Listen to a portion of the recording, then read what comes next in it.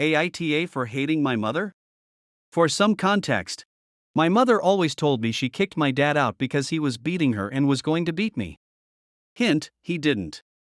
She lied to her lawyer and told him that my father touched me sexually. He didn't, but she also didn't believe when I did tell her I was raped as a child by someone else. Our home had no hot water or running toilets growing up. Most of the house was filled with trash and dead rodents. When we moved to an apartment, she would sleep in the living room so that her room could filled with shit for whenever the landlord came over. Until I was well into my teens, all of my emails were forwarded to her. She said it was to protect me from my dad.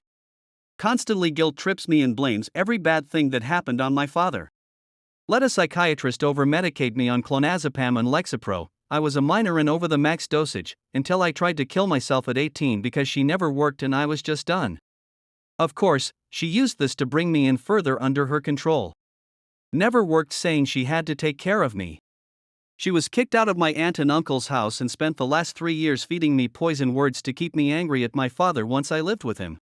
Told everyone I was 3 to 5 years behind developmentally.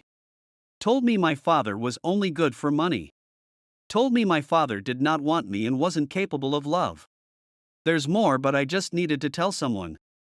For the past 3 months in quarantine, I have been living with my dad, and am slowly starting to realize he won't beat me or hurt me when he's angry like I've been led to believe.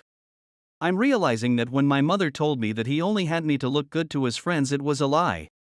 I do not love my mother, nor do I even like her. My mother abused me and tried to convince me it was all from my father's supposed abuse. My mind has been broken and fractured for 23 years at her hand. But I just turned 24 and I won't let it continue. She's a monster. But still, I don't know, AITA?